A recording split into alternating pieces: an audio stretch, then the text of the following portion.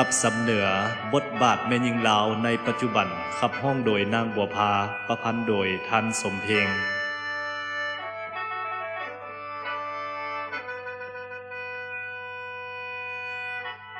บัดนี้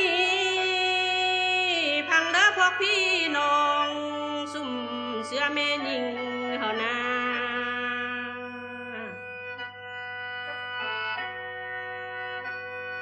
เพียมจิใครคำจ่าสิกล่าวก่อนซ้อนสี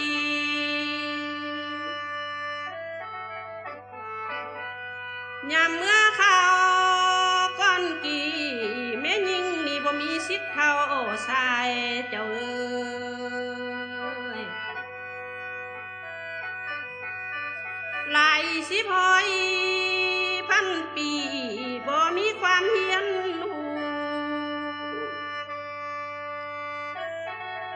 มีแต่พญาปูเสียงบ่ดังจักเทื่อนั่นนาเดือแห้งแต่เดียงลูกเต่าเฮ็ดเวียกการเฮือนเจ้าเอ้ยแต่ละเดือนบ่มีรายหับเงินมามือพอหอยคอยแต่เงินขายเขาว่าควายหมูหมาเป็ดไก่นั่นเด้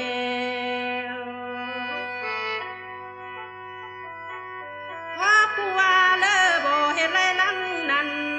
เพื่อนนั้นแม่นคุบลายเจ้าเอ้ย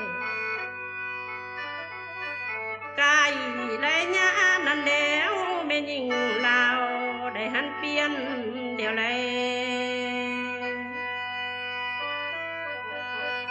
พักรักเฮียนเฮ้อหูแม่หญิงนี่พัฒนาเจ้าเอ้ย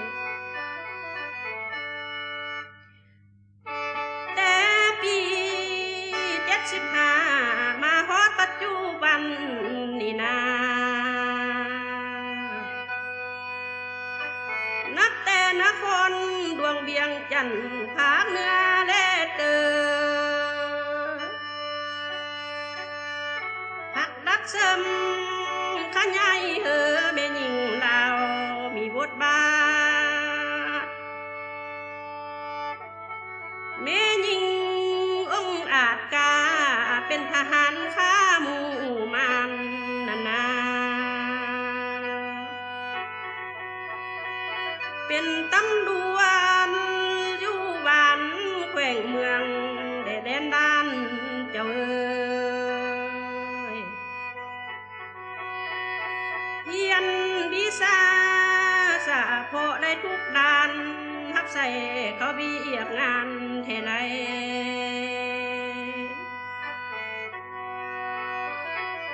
การศึกษาสาธาก็เฮียนฮอดความอินเทอร์เน็ตเจ้าเอ้ยบางเพนยิงก็เฮียนซูเปอร์รถยนต์บินคุณนา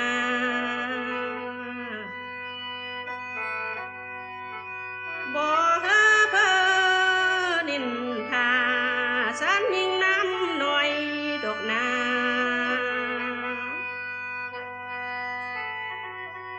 ยิ่งหักเฮียนหำหูกะสิกับนั้นผู้พังเจ้าเอ้ยหังสนดาประทานน่ายิ่งดาก็เฮียนหู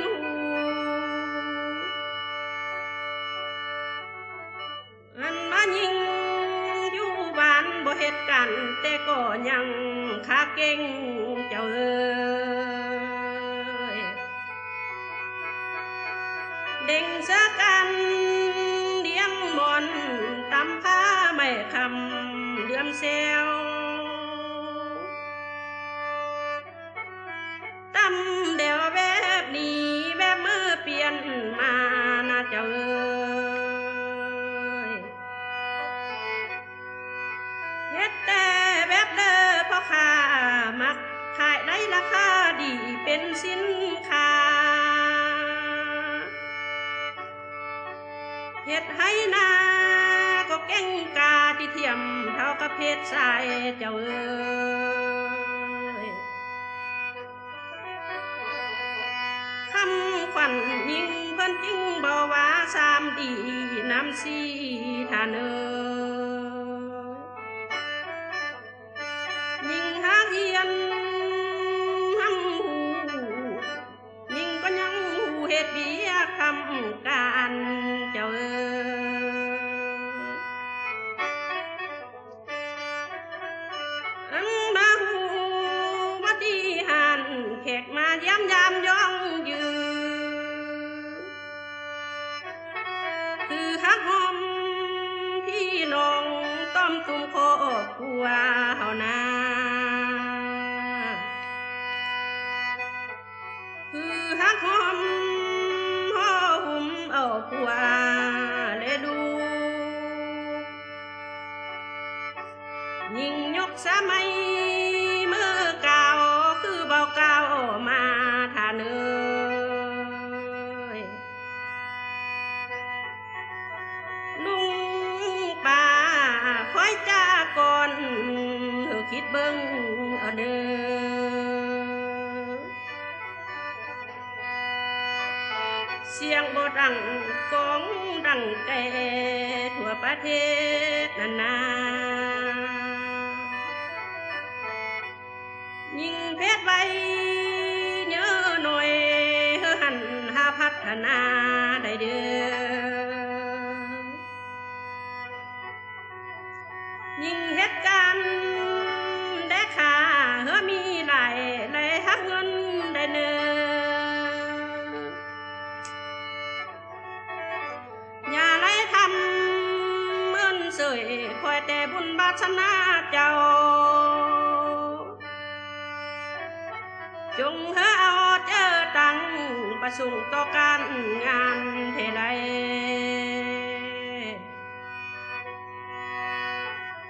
หาเงินเพื่อไล่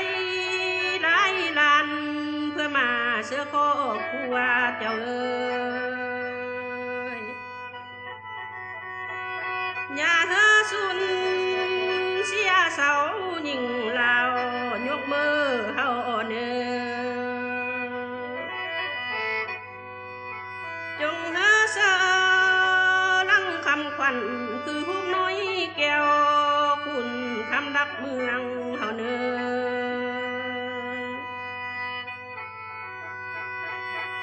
ก่อนสุดท้ายนี้คอยสิอวยพรใส่กว่าเน้ออวยพรเธอผู้พังทุกทานกว่าเน้อจงมีอายุยาวยืนมันพันปีจะเรื่องลา